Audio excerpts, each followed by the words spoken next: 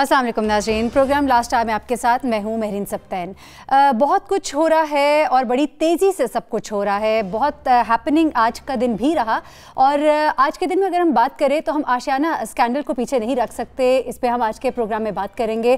आशियाना housing scandal की अगर बात करें तो इस पर रेफरेंस जो है वो मंजूरी के लिए भेजा जा चुका है चेयरमैन नैब को और अब इसके बाद उम्मीद की जा रही है कि इसी हफ्ते जो है ये जो रेफरेंस है मंजूरी के बाद अदालत में रेफरेंस दायर किए जाने का इम्कान है। इसके साथ साथ बढ़ती हुई मुश्किलात पर अगर हम नज़र डालें शहबाज शरीफ साहब के लिए तो फवाद हसन फवाद जो है वो भी प्ली बार्गेन के लिए इस वक्त तैयार नज़र आते हैं। हमारी जो तलात है 100 सफ़ात पर मुश्तमिल ये रेफरेंस है, इसमें बहुत से अहम इंकशाफात हैं, बहुत से अहम सवालात भी किए गए शहबाज शरीफ साहब से जिनके जवाबात जो है जो यकीनन आप जानना चाहेंगे कि किस तरह के जवाबात उनकी तरफ से दिए गए। साथ ही साथ आसिफ अली जरदारी साहब, उनके लिए बढ़ती हुई मुश्किलात, आने वाले दिन जो हैं वो बहुत अहम है और हमारी जो तलात है, हमारी जो रिपोर्ट्स है, ये जो रिपोर्ट है JIT की वो कल तक सुप्रीम कोर्ट में पेश कर दी जाएगी और उसके बाद ये कहा जा रहा है कि 24 दिसंबर तक शायद इसकी हेयरिंग भी शुरू हो जाएगी। तो बढ़ती हुई मुश्किलात इस वक्त हमें नज़र आ रही हैं ऑपोजिशन पार्टीज़ के लिए। 24 दिसंबर बहुत ही ख़ास दिन है मियाँ नवाज शरीफ साहब के लिए भी। जब हम ये सब कुछ देखते हैं तो साथ ही साथ हम जिक्र कर लेते हैं उस खत का भी जो चेयरमैन नैब को दिया गया, ना सिर्फ ऑपोजिशन जो पार्टीज़ के मेंबरान है पार्लियामेंट के उनकी जानिब से बल्कि कोलिशन पार्टनर्स जो है हुकूमत के उनकी तरफ से भी ये ख़त गया है और इस ख़त में कुछ अपने तहफ़्फ़ुज़ात का इजहार किया गया है जिसका कि अब जवाब भी आ गया है चेयरमैन नैब की तरफ से कि वो इनसे मुलाकात करेंगे, इनके तहफ़्फ़ुज़ात को दूर करेंगे। और जो ये कहा जा रहा था कि नैब जो है वो सिर्फ एक साइड ले रही है और दूसरी साइड जो है वो बहुत गैर मुतमईन नज़र आती है, तो उनके तहफ़्फ़ुज़ात को दूर करने के लिए गाहे बगाहे चेयरमैन नैब जो है वो कोशिश करते रहते हैं, जवाबात भी देते रहते हैं और अभी इसी सिलसिले की एक कड़ी है कि उन्होंने कहा है कि वो उनसे मुलाकात करेंगे, उनके तहफ़्फ़ुज़ात को दूर करने की कोशिश करेंगे। तो आज के प्रोग्राम में हम अपने पहले सेगमेंट पे इस पे तो बात करेंगे, साथ ही साथ कराची की ज़रूर बात करनी है। सुप्रीम कोर्ट ने कराची में जो तजावुज़ात के खिलाफ ऑपरेशन है उसे जारी करने का हुक्म, तहरीरी हुक्म अब जारी कर दिया। अब इसमें बहुत से सवालात हैं सामने जिन पर हम आज बात करेंगे कि जब ये सब कुछ होगा किस किस के ज़िम्मे क्या क्या लगाया गया, सिंध हुकूमत अपनी क्या जिम्मेदारी अदा करेगी, मेयर कराची को क्या कहा गया है, ये सब भी हम बात करेंगे और साथ किस तरह से इस तमाम सूरत हाल को इंसानी अलमिया है, इंसानों की परेशानियाँ हैं, उसको भी हम एड्रेस करेंगे आज के प्रोग्राम में। और सबसे आखिर में हम ज़रूर बात करना चाहेंगे एक ऐसन कदम जो कि बज़ाहिर तो लगता है लेकिन वो किस तरह से एप्लीकेबल होगा, अमल उस पर किस तरह से किया जाएगा। मोहम्मद बूटे की इन्वेस्टिगेशन अगर मोहम्मद बूटा ही करेगा तो फिर रिजल्ट क्या होगा इन दी एंड, इस पर हम बात करेंगे। पंजाब हुकूमत ने सरकारी अफसरान और मुलाजमीन के एहतसाब के लिए एक आज़ाद और खुद मुख्तार कमीशन बनाने का फैसला किया है। तो ये फैसला तो कर लिया लेकिन उसके बाद ये सब कुछ होगा कैसे, इस पर भी आज के प्रोग्राम में बात करेंगे। मेरे साथ जो हमारे गेस्ट हैं उनको इंट्रोड्यूस कराती चलूँ। हमारे साथ राव खालिद तज्ज़ियाकार है Islamabad studio, Rehan Hashmi bureau chief Karachi है कराची स्टूडियो से, इमरान खान एंकर पर्सन तकरार लाहौर से हमारे साथ हमें ज्वाइन करें और ब्रिगेडियर रिटायर्ड फारूक हमीद साहब सीनियर तज्ज़ियाकार साबिक डायरेक्टर नैब हमारे साथ इस वक्त लाहौर स्टूडियो में मौजूद है। फारूक हमीद साहब आपसे आगाज़ करते हैं और ये जो खास तौर पर आशियाना स्कैंडल की अभी मैंने आगाज़ में बात की, 100 पेजेस पे मुश्तमिल ये रेफरेंस है, मुश्किलात का आगाज़, ख़ास तौर पर फवाद हसन फवाद प्ली बार्गेन की जो हम खबरें सुन रहे हैं, कितनी एक हकीकत है और कितना एक मजबूत केस हो जाएगा ये एक साइड से, कितनी मुश्किलात शहबाज शरीफ साहब के लिए बढ़ जाएंगी। बिस्मिल्लाहिर्रहमानिर्रहीम, बहुत शुक्रिया। देखिए मैं समझता हूँ नैब लाहौर ने ये बड़ी अच्छी उनकी कारकर्दगी है कि आशियाना के जो इस साल के शुरू में हुआ उसको उन्होंने इन्वेस्टिगेट किया तमाम एंगल से, टिपिकल वाइट कॉलर क्राइम, और उसमें ये रेफरेंस जो है हो सकता है कि शायद आज साइन हो गया हो, ये शायद कल होगा, तो बहरहाल वो तो it is a foregone conclusion कि रेफरेंस अब हो गया तैयार। इसका मतलब ये है कि उनके पास सॉलिड एविडेंस आ गया है। इसका मतलब ये है कि नैब लाहौर की जो प्रोसिक्यूशन ब्रांच है उन्होंने भी ये सर्टिफिकेट दे दिया है कि ये एक ट्रायल वर्दी केस है और चेयरमैन नैब मेरा ख्याल है इसको ज़रूर अप्रूव करेंगे। इसमें इंटरेस्टिंग चीज़ ये है कि अभी ये हो सकता है कि इस रेफरेंस में जो टोटल जो सुनने में आ रहा है कि तकरीबन 13 मुल्ज़िमान है, 13 एक्यूज़, उनमें से शायद 2-3 और जो है एक्यूज़, उन्हीं एक्यूज़ में से वो शायद अप्रूवर जो है वादा माफ गवाह बन जाए। अगर वो हो जाता है तो मैं समझता हूँ शहबाज शरीफ साहब के लिए ये सूरत हाल जो है और कॉम्प्लिकेट हो जाएगी और उनके लिए मामला जो है और मुश्किल हो जाएंगे। आपने फवाद हसन फवाद साहब की बात की, मैं समझता हूँ कि ये भी एक बड़ी कामयाब जो केस मुझे नज़र आ रहा है कि इस साल के शुरू में जब फवाद हसन फवाद को अरेस्ट किया गया, जो कि शरीफ फैमिली के blue eyed most powerful bureaucrat at the federal level. पहले वो पंजाब गवर्नमेंट के साथ थे, फिर इस्लामाबाद में नवाज शरीफ साहब के साथ। देखें, खबर ये है कि उनकी फैमिली ने 60-70 करोड़ रुपए का their amount of plea bargain. देखें, प्ली बार्गेनिंग के लिए उन्होंने रिक्वेस्ट किया नैब लाहौर से।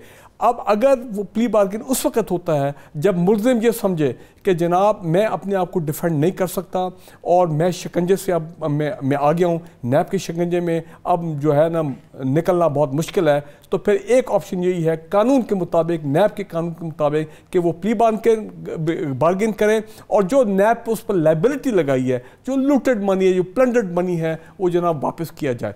और अगर ये प्ली बार्गेन आने वाले दिनों में ये थ्रू हो जाती है, फाइनल इसकी अप्रूवल तो एहतसाब अदालत करेगी via the DG NAB Lahore, via the chairman NAB, फिर एहतसाब अदालत के जज साहब जो है इसको अप्रूव करेंगे। अगर वो हो जाता है तो मैं समझता हूँ कि ये शहबाज शरीफ साहब के जो केसेस और चल रहे हैं और इसी तरह नवाज शरीफ साहब के कुछ आने वाले केसेस हैं, मैं समझता हूँ कि क्योंकि ये उनके बिल्कुल कॉन्फिडेंट थे, क्लोजेस्ट एडवाइजर में थे, ब्यूरोक्रेट, तो ये उनके लिए बड़ी प्रॉब्लम है। इंतहाई खतरनाक कार्ड है फवाद हसन फवाद और जो दीगर अभी गवाहान सामने आने जो हम एक्सपेक्ट कर रहे हैं। मैं आपको ये बताऊं, आप ये खबर आप सुन लें कि कैसर अमीन भट्ट जिसको पैरागॉन में सिंध से जाके नैब लाहौर पकड़ के लेके आई, इसी तरह अहद चीमा है और जो जिन लोगों ने अपना इनको अप्रूवल बन रहे हो प्ली बार्गेन के सिलसिले में है, उन्होंने tons and tons of information and data NAB को जनाब दे दिया है। और आप सोच सकते हैं साद रफीक साहब तो बिल्कुल ही नहीं मान रहे। जी देखें ना, ख्वाजा साद रफीक साहब का एक और मामला हो गया। उनको 2006 में उनके जो अपने असासों वाला जो केस था वो उन्होंने वो क्लोज हो गया नैब में, लेकिन अब उसके बाद ये पैरागॉन में अब देखें ना वो सारा पता लग गया है कि वो नैब तो के पास एविडेंस आ गया कि he is the genuine owner of Paragon. वो तो आगे सामने उन्होंने रखा हुआ था अपने चाहे फैमिली के लोग हों और रिलेटिव हों वगैरह वगैरह, तो वो कैसर अमीन भट्ट इन लोगों ने सब कुछ बता दिया। ठीक हो गया। तो जो मंजर कशी इस वक्त आप कर रहे हैं ब्रिगेडियर साहब, उससे तो ये लग रहा है कि आने वाले दिनों में ये लीडरशिप जो है हमें सलाखों के पीछे नजर आ रही है। इमरान खान की तरफ भी चलते हैं। एक बात मैं आपसे शेयर कर लूं, देखिए अच्छी बात ये है कि ओवरऑल ये चेयरमैन नैब जो है इन्होंने जो एक अपना कानून के मुताबिक जो मामला आगे चल रहा है, फिर ओवरऑल ऊपर सुप्रीम कोर्ट भी मामला को देख रही है एहतसाब के अमल को। नैब वैसे तो तमाम नैब में काम हो रहा है, लेकिन नैब लाहौर क्योंकि पंजाब की वजह से सारा फोकस बड़े हैवी केसेस हैं, पैसा रिकवर हो रहा है, ये this is a good thing. Ikram Naveed power development company Punjab 49 crore की प्री बार्गेन, अभी 10 दिन पहले ईमी सोसाइटी में रेड किया 33 करोड़ रुपए। चलिए ठीक है, वो जो आगे बढ़ते हैं। एक लास्ट जुमला, सुप्रीम कोर्ट के कहने पर वो जो अफसरान हैं जिनको शहबाज शरीफ साहब ने 20 लाख 25 लाख तनख्वाही दी हुई थी, उनमें 43 करोड़ में 31 करोड़ रुपए रिकवर हो गया। तो जनाब ये रिकवरीज का मामला, the money being recovered now from all these people. ठीक है, चलिए बड़ी अच्छी बात होगी अगर पैसा रिकवर होगा, खजाने में पैसा आएगा, मुल्क के हालात भी बेहतर होंगे। इमरान, आपको भी लगता है ये सब कुछ देखकर सुनकर ये जो प्ली बार्गेन वाला मामला है जिसके बाद सूरत हाल जो है वो तो कुछ ऐसी दिखाई देती है कि वाकईतन हमें लीडरशिप जो है पाकिस्तान मुस्लिम लीग नून की सुलाखों के पीछे नजर आती है। आसिफ अली जरदारी साहब का जो केस है उसको भी अगर साथ आप शामिल कर लें अपने जवाब में, JIT के हवाले से जो अब कल जमा करा दी जाएगी और उसके बाद जो उसके ऊपर आगे हेयरिंग होगी और फिर जो ये आपस में मिल बैठ रहे हैं, जो इनकी बैठकें हो रही हैं, टेलीफोनिक राबते हो रहे हैं, तो क्या कुछ इनको हासिल हो सकता है यकजा होने पर या कोई फायदा नहीं है, बस एक दूसरे को गिरती दीवार को सहारा दे रहे हैं? देखिए, पीपल्स पार्टी का और PMLN का मसला ये है कि ये एक दूसरे पे एतबार नहीं कर सकते। जरदारी साहब ने जो किया चेयरमैन सेनेट के मामले के ऊपर और जो किया उन्होंने उससे पहले बलूचिस्तान की हुकूमत के साथ, मियां नवाज शरीफ साहब और उनके साथी जरदारी साहब पे एतबार करने को तैयार नहीं है। दूसरी तरफ आसिफ अली जरदारी साहब भी मियां नवाज शरीफ साहब पे एतमाद करने को तैयार नहीं है, क्योंकि उनके बकौल वो बार बार एस्टेब्लिशमेंट के सामने खड़े होते हैं मियां नवाज शरीफ के कहने पे, और मियां नवाज शरीफ साहब डील करके पीछे से निकल जाते हैं। तो इन दोनों का ट्रस्ट डेफिसिट तो है, एक दूसरे पे एतमाद वो दोनों नहीं करते। लेकिन इस वक्त मजबूरी ये है कि दोनों एक दूसरे के बगैर चल भी नहीं सकते। मामला ये है कि और एक दूसरे के भी नहीं है, अब दोनों मजबूर हो चुके हैं एक दूसरे के करीब आने के, और दोनों के हालात तकरीबन मिलते जुलते हैं। जहाँ तक जरदारी साहब का केस है तो उसमें इदारों ने एक बड़ा अहम फैसला किया है, वो ये कि जरदारी साहब पे अब वो करप्शन का इल्ज़ाम नहीं लगाएंगे। वो ये नहीं कहने जा रहे कि जरदारी साहब ने करप्शन की है और ये पैसा जो उनके पास है ये करप्शन का है। क्योंकि करप्शन को पाकिस्तान में साबित नहीं किया जा सकता। आप ऐसा नहीं कर सकते कि आप करप्शन को साबित करें और फिर आप मुलजिम को सजा दें। यहाँ पे करप्शन साबित होते होते 10-15 साल लग जाएंगे और साबित भी नहीं होगी। वो अब केस बना रहे हैं मनी लॉन्ड्रिंग का, केस बना रहे हैं टैक्स एवेजन का, वो केस बना रहे हैं कंसीलमेंट ऑफ एसेट्स का, वो केस बना रहे हैं आमदन से ज्यादा जराए का। ऐसा ही है। और इसके अंदर सारा का सारा बर्डन जो है वो जरदारी साहब के ऊपर आ जाएगा और जरदारी साहब बज़ाहिर जो है वो उसमें फंसते हुए नजर आ रहे हैं। 19 करोड़ रुपया जिस अकाउंट से 19 करोड़ रुपया मिला है, उस कंपनी के CEO 2011-12 में बिलावल भुट्टो जरदारी साहब को बनाया गया जब उनकी उम्र 24 साल थी, जबकि फरियाल तालपुर साहिबा उसमें डायरेक्टर हैं। अब ये 2 डायरेक्टर हैं उसके, एक फरियाल तालपुर साहिबा और एक बिलावल भुट्टो जरदारी। इनके अकाउंट के अंदर 19 करोड़ रुपया आया एक जाली अकाउंट से, एक फेक अकाउंट से, जिसको इन्होंने पहले डिनाई किया है। लेकिन मेरी इतला के मुताबिक इदारों ने फरियाल तालपुर साहिबा को वो पेपर दिखाया है जिस पेपर के अंदर बाकायदा उनके दस्तखत मौजूद हैं। तो ये एक ख़तरनाक चीज़ है और आसिफ अली जरदारी साहब के लिए और पीपल्स पार्टी के लिए इससे मुश्किलात बढ़ेंगी। दूसरी जानिब शहबाज शरीफ साहब, बहुत सारे ऐसे सवालात हैं जो छूट गए हैं, उनका जवाब वो अभी तक नहीं दे सके, लेकिन रेफरेंसेस बनने के बाद उनको उन सवालात के जवाब देने हैं। ख्वाजा साहिबान का, जहाँ तक अब गिरफ्तारी के बाद ख्वाजा साद रफ़ीक साहब का मामला है, तो ख्वाजा साद रफ़ीक का मैं आपको क्लियरली बता दूं कि 80% तकरीबन नैब ने ये केस हल कर लिया है, बिल्कुल थोड़ा सा मामला रह गया है। और जो कैसर अमीन बट का एक स्टेटमेंट है ख्वाजा साद रफ़ीक के खिलाफ, उस स्टेटमेंट में उन्होंने 40 कनाल की एक ज़मीन का जिक्र किया है। उस ज़मीन के डॉक्यूमेंट्स भी मुबैना तौर पर अब नैब के पास है।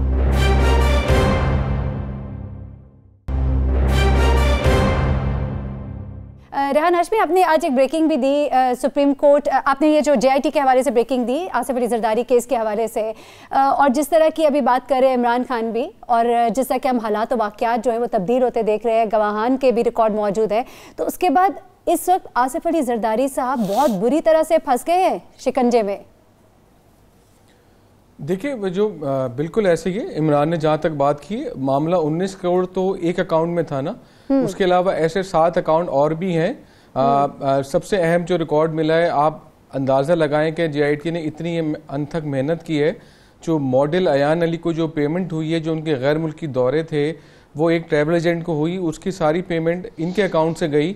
तो अंदाजा लगाएं कि इस हद तक मॉडल, तो ये भी कहती रही मेरे दाएं बाएं जो लोग खड़े उनके बारे में तो आप लोगों ने पूछा ही नहीं।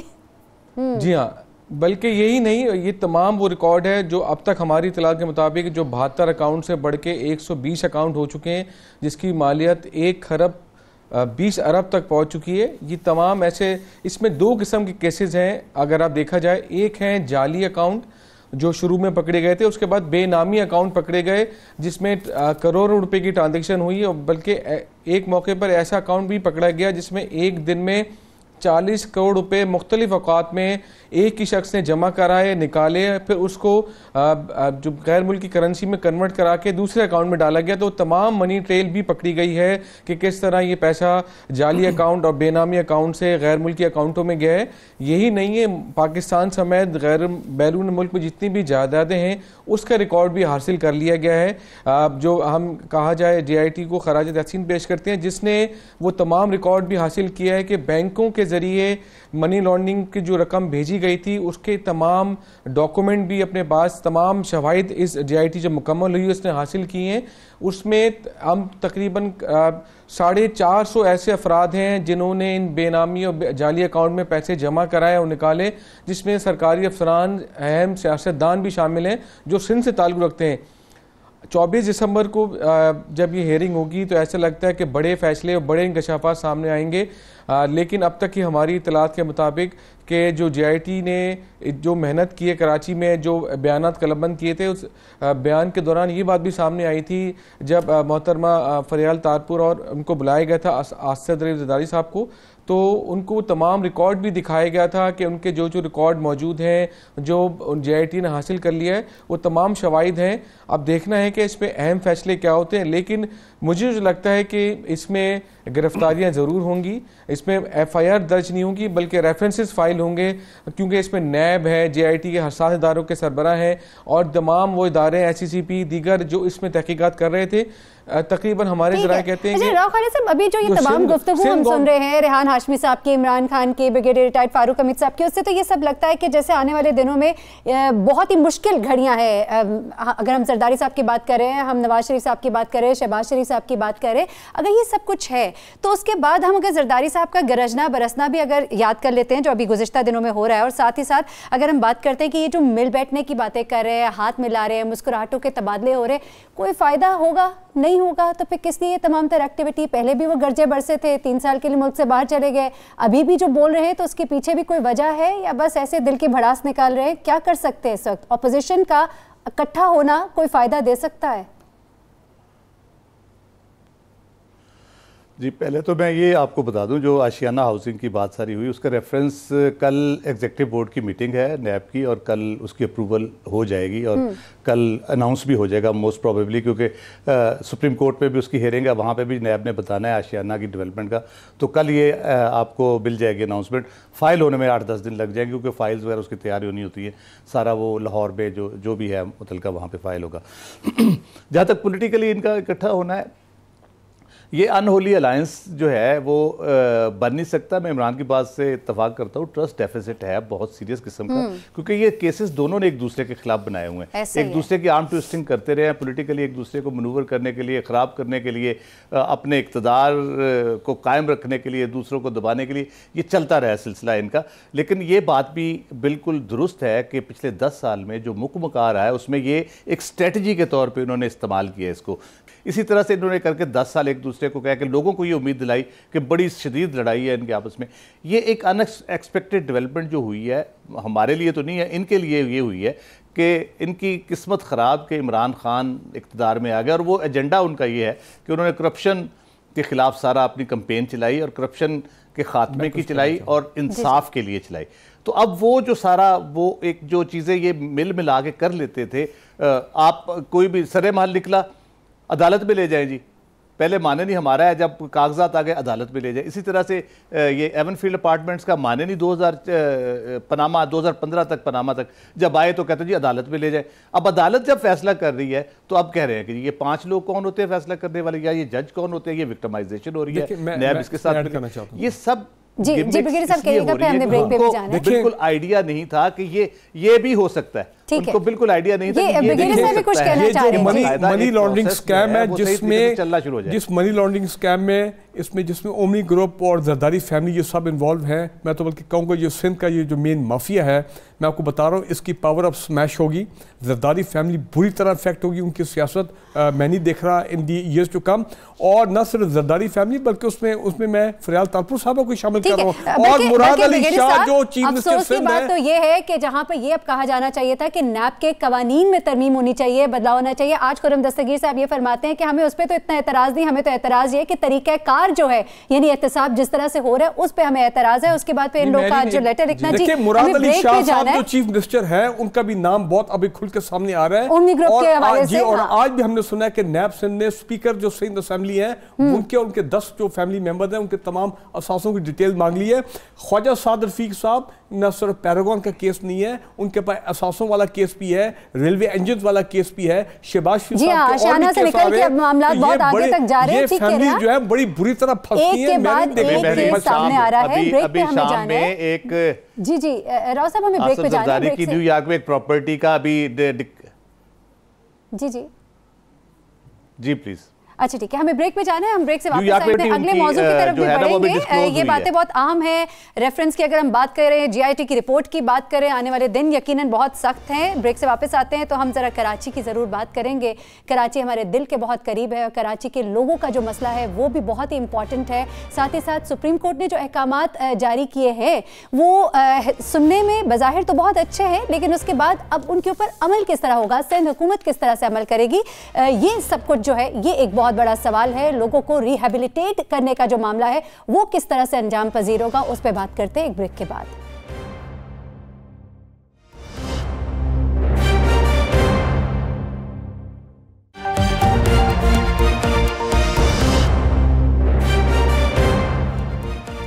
वेलकम बैक नाज़रीन।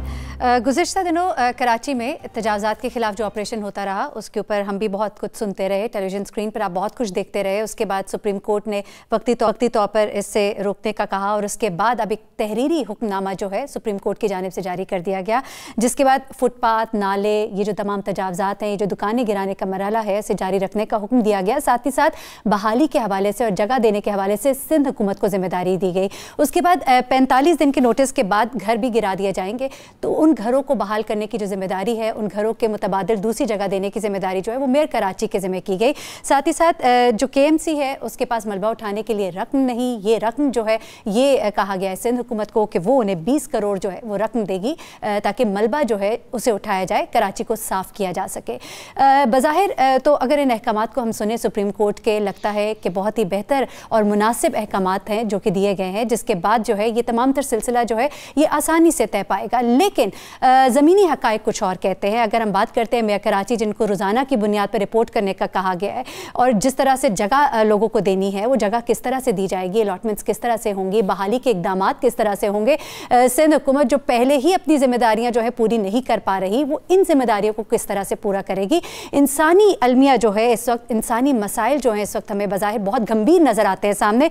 रेहान हाशमी हमारे ब्यूरो चीफ हैं कराची से हमारे साथ। रेहान हाशमी साहब, आप बड़ा अच्छा इसको हम एक्सप्लेन कर सकते हैं कि ये तमाम तर जो अहकामात दिए गए हैं और ऑन ग्राउंड्स जो फैक्ट्स हैं, ये किस तरह से सब कुछ हो सकेगा, मैनेज किस तरह से होगा?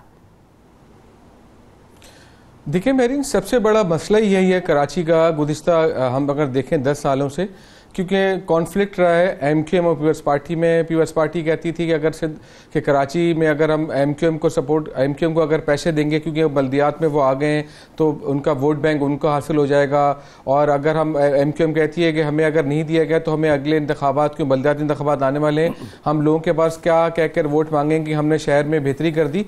लेकिन सबसे इम्पॉर्टेंट बात है कि अगर मौजूद अदालत ने कराची में आके इंक्रोचमेंट भी ख़त्म करानी है, अमन व अमान भी कायम करना है, तो इंतज़ामिया कहाँ खड़ी है? एक ही बड़ा सवाल है कि तकरीबन 60 साल हो गए कराची में वो दुकानें गिराई गई जिनकी जो 60 साल से कराची में किराए दे रहे थे। क्या उन अफसरान के खिलाफ कोई कार्रवाई करेगा? इसका जवाब सिंध गवर्नमेंट के पास नहीं है। उनकी रातों रात दुकानें गिराई गई, अच्छा इकदाम है, लोग खुश भी हैं, लेकिन दूसरी तरफ ये भी मसला है, लेकिन जिन लोगों की दुकानें गिराई गई, जिन लोगों के घर गिराए जाएंगे, उनसे पूछिए उनके दिलों पर क्या गुजरती है, उनको भी कहीं फैसिलिटेट करना है। देखिए बिल्कुल वो काफी परेशान थे। बिल्कुल इसी तरह जो मौजूद अदालत ने ये ऑर्डर जारी किया है उसमें वाज़ेह अहकाम दिए कि सिंध हुकूमत की जिम्मेदारी है हर काम अदालत नहीं करना। जब इसकी हेयरिंग कराची में इतने वाज़ेह अल्फाज में कहा गया था, और आज बाकायदा लेकिन बज़ाहिर अदालत को ही करना पड़ रहा है रेहान हाशमी। लेकिन सवाल यहाँ पे ये है कि ये सब पॉसिबल किस तरह होगा? सिंध हुकूमत कर पाएगी जो पहले ही नहीं कर पा रही? मेयर कराची किस तरह से फैसिलिटेट करेंगे? वो तो कहते हैं मेरे हाथ में कुछ है ही नहीं। ये सब कुछ होगा कैसे? देखें ये बड़ा सवालिया निशान है सिंध गवर्नमेंट और मेयर कराची के लिए। अभी आप देखें इसी वजह से जो ऑपरेशन है वो सुस्त रवि का शिकार हो गया है। हालांकि सुप्रीम कोर्ट की मुकम्मल नज़र है, इसको देखा जा रहा है। कराची में जैसे गुलजार अहमद की सरबराही में इजलास हो रहे हैं, इंक्रोचमेंट हर हाल में कराची में हटाना है। ऑर्डर में वाज़ेह तौर पर लिखा है कि अदालत इस बात को महसूस कर चुकी है कि एम्प्रेस मार्केट, बोल्टर मार्केट, इसके अतराफ की जो दुकानें गिराई गई हैं, इनके जो मुतासरीन हैं इनको ऑल्टरनेट दिया जाए।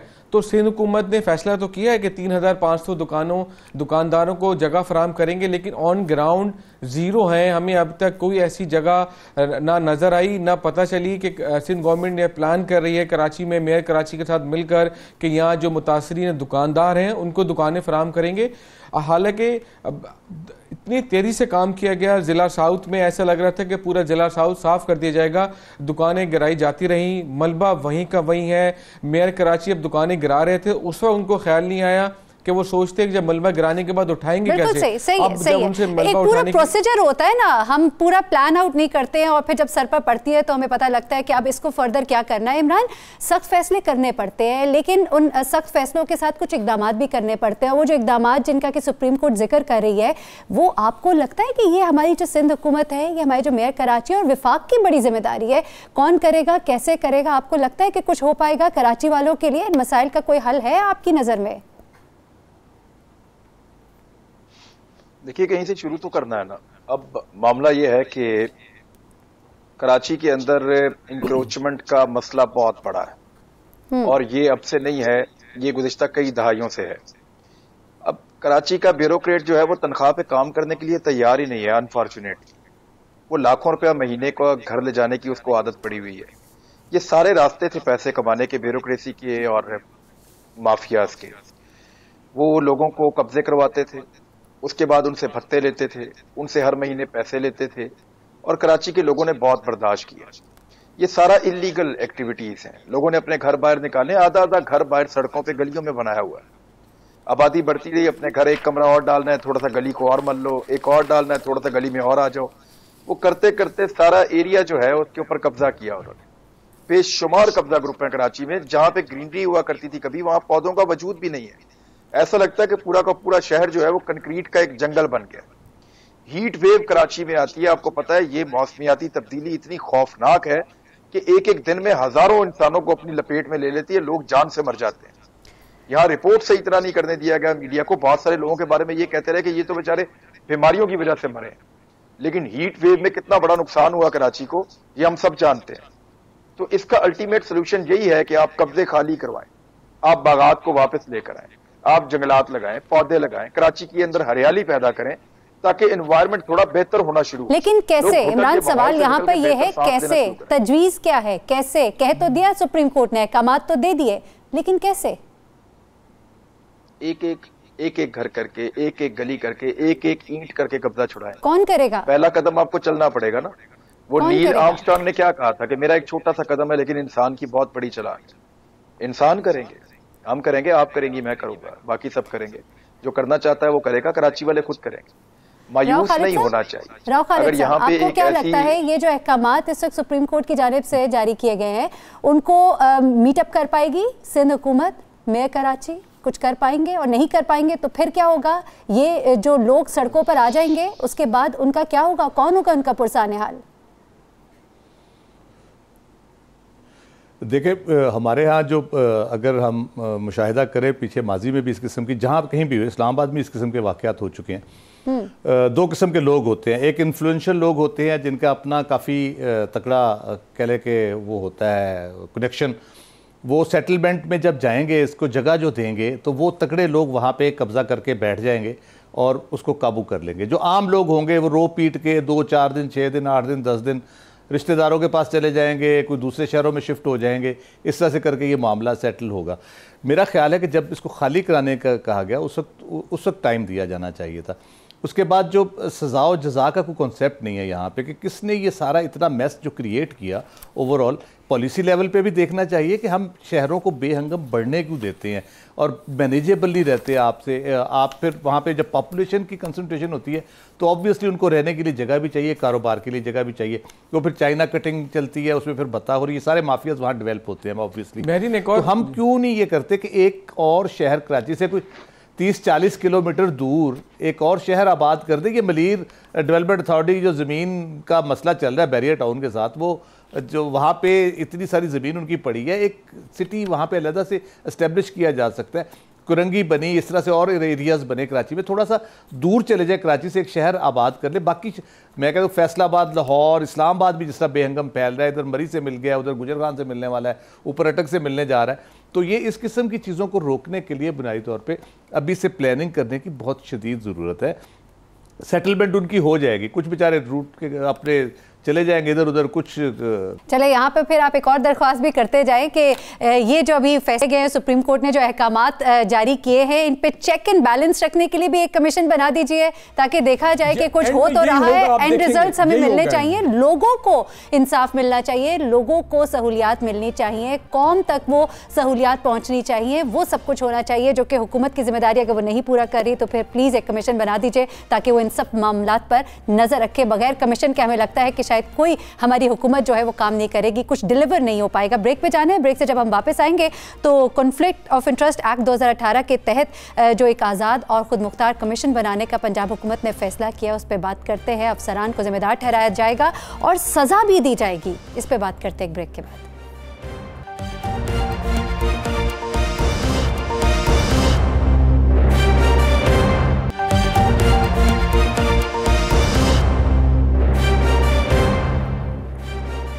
वेलकम बैक नाज़रीन। आज़ाद खुद मुख्तार एक कमीशन एहतसाब के लिए अफसरान जो अपने फ़राइज़ से अपने इख्तियारात से जो तजावज़ करेंगे तो उनको ज़िम्मेदार ठहराया जाएगा, उनके साथ सज़ा और जज़ा का मामला भी होगा। राव खालिद साहब थोड़ा ज़रा इसे एक्सप्लेन भी कर दीजिएगा, ये जो एहतसाब कमीशन बनाया जाएगा, इंडिपेंडेंट कमीशन बनाया जाएगा, क्या ये उसी तरह का एहतसाब कमीशन है जिस तरह के KPK वाला एहतसाब कमीशन था जो कि एक फेलियर रहा और इतना अरसा उसके ऊपर काम और कितनी कंट्रोवर्सीज भी उसमें से निकलती रही और उसके बाद इतने पैसे ज़ाया हुए, ख़जाना हुकूमत का इतना ज़ाया हुआ, लुटाया गया और फाइनली ये एहसास हुआ कि भाई ये मॉडल नहीं चल सकता। तो क्या ये सिमिलर टू दैट मॉडल है या ये कोई डिफरेंट है? यहाँ कुछ और काम होगा, यहाँ इतना पैसा भी खर्च नहीं होगा, करेगा क्या ये एहतसाब कमीशन? ये बुनियादी तौर पे जो मैं अंडरस्टैंड कर पाया हूँ इसको, ये जो सरकारी मुलाजमीन हैं वो वायलेशन ऑफ रूल्स रेगुलेशन जो करते हैं, जो अपने इख्तियार से तजावुज़ करते हैं, मिस यूज़ ऑफ अथॉरिटी करते हैं, मिस यूज़ ऑफ पावर करते हैं, ये उसके लिए बुनियादी तौर पे ये एक कोशिश कमीशन बनाने की कोशिश की जा रही है। लेकिन मसला बुनियादी तौर पे ये रहा है हमेशा से, लॉज ये मौजूद है, एफिशिएंसी डिसिप्लिन रूल्स मौजूद हैं, सारे इनके कोड्स मौजूद हैं सरकारी मुलाजमीन के, ये सारी चीज़ें हर जगह पे मौजूद है। लेकिन इन रिलैक्सेशन ऑफ रूल्स एक जो है ना वो इन सब पे हावी आ जाता है। जब वो खुद सवाबदीदी इख्तियारात इस्तेमाल करते हैं, चाहे सियासतदान हो चाहे अथॉरिटी हो, जो भी वो सवाबदीदी इख्तियार जब इस्तेमाल करते हैं तो वो उसमें हर चीज़ को फिर वॉश आउट कर देते हैं, उसमें फिर कोई रूल कोई चीज़ उनकी राह में आड़े नहीं आती। ये कितना इफेक्टिव होगा? हमारे यहाँ इम्प्लीमेंटेशन का मसला है बुनियादी तौर पे, कानून मौजूद होते हैं, इम्प्लीमेंटेशन नहीं होती। एक करप्शन के खिलाफ बॉडी है, दूसरी बन गई, तीसरी बन गई, नैब बन गया, लेकिन मसला क्या होता है उसकी जब एग्जीक्यूशन की बात आती है वो वहाँ पे आके हम फिर इदारों की क्रेडिबिलिटी भी लूज़ होती है, उसका रिजल्ट भी वो निकल नहीं पाता। अल्लाह करे ये जो कमीशन बनाने जा रहे हैं वो बहुत इफेक्टिवली काम करे और अगर उसके पास कोई कंप्लेंट आती है, एक तो बड़े लिमिटेड टाइम में उनको उसको रिजॉल्व करना चाहिए और उसको एड्रेस करना चाहिए। दूसरी जो सबसे मुश्किल मेरा ख्याल है इसके लिए जो चैलेंज होगा, जो आदात हमारे ब्यूरोक्रेट्स की हमारी और नौकरशाही की बन चुकी हैं, एक कह ले के ज़ाती मुलाजम की हैसियत से काम करने की अफसरान के साथ या अपने सियासी जो सरपरस्ती करते हैं, वो आदतें ख़त्म होंगी ये अगर बहुत इफ़ेक्टिवली और रैपिडली ये केसेस को डिसाइड करे। अदरवाइज़ ये लॉ भी उसी तरह से इसको लोग मजाक उड़ाते रहेंगे, किसी की सिफारिश आ जाएगी, केस चल रहा है, उसको कहेगा अच्छा जी इसको थोड़ी देर के लिए टॉलरेट कर दे, जो हमारे यहाँ एक कल्चर है सिफारिश का सारा। तो इसको अगर इफेक्टिवली क्रेडिबिलिटी इस्टेब्लिश नहीं होगी इस इदारे की, नैब का जो सब सेटबैक है बुनियादी तौर वो यही है कि उसकी क्रेडिबिलिटी को इतना ख़राब किया गया है मुख्तलिफ अदवार में कि अब वो सही काम भी कर रहा है तो उसको अभी अच्छा बज़ाहिर ख्याल तो बहुत अच्छा है इमरान ये कि एक इस तरह का इदारा हो जहाँ पर एहतसाब हो और रिस्पॉन्सिबल हो अपने काम के लिए हर अफसर, लेकिन हम फिर अगर वही रोल मॉडल अगर हम देखते हैं KPK वाला, हम देखते हैं वहाँ पर एहतसाब कमीशन के साथ क्या हुआ और जो पहले से इदारे मौजूद है बजाय इसके कि उनमें कोई अमेंडमेंट्स लाई जाए, उन्हें कोई बेहतरी की तरफ ले जाया जाए, एक और इदारा बना दिया जाता है, फिर एक और इदारा बना दिया जाता है। तो इसमें से निकलता क्या है? KPK में तो बहुत बड़ी नाकामी हुई थी पाकिस्तान तहरीक इंसाफ को और उनको बहुत शर्मिंदगी भी हुई इसके ऊपर और बड़े अरसे तक लोग उनको मजाक का निशाना बनाते रहे कि जनाब आपने ये बनाकर और पैसा ज़ाया करके आपने इसको बंद किया, बताइए आपने रिकवर क्या किया? तो उसका वो आज तक जवाब नहीं दे सके। अभी भी पाकिस्तान में एहतसाब की जितनी कोशिशें हो रही हैं वो पुराने बने हुए इदारों में हो रही हैं। ये अकाउंटेबिलिटी को मजीद मुअस्सर करने के लिए एक सिस्टम पंजाब में लाना चाह रहे हैं। वो ये चाहते हैं कि उससे जो ब्यूरोक्रेसी है वो अकाउंटेबल हो जाए। और देखिए अगर कोई वाहिद चैलेंज है पंजाब में और पाकिस्तान पूरे में, बल्कि पाकिस्तान तहरीक इंसाफ के लिए जो सबसे बड़ा चैलेंज है, जो पॉलिटिकल एलीट है या पॉलिटिकल क्लास के जो केसेस हैं वो कोई बात नहीं, वो तो मामला चल ही रहे हैं ना, कोर्ट्स के अंदर केसेस हैं, कईयों के रेफरेंसेस बन रहे हैं, कईयों के ऊपर डेवलपमेंट हो रही है, उसका कुछ ना कुछ बन जाएगा। लेकिन जब तक ये ब्यूरोक्रेसी को कंट्रोल नहीं करेंगे, ब्यूरोक्रेसी को संभालना वो वाकई बहुत मुश्किल काम है।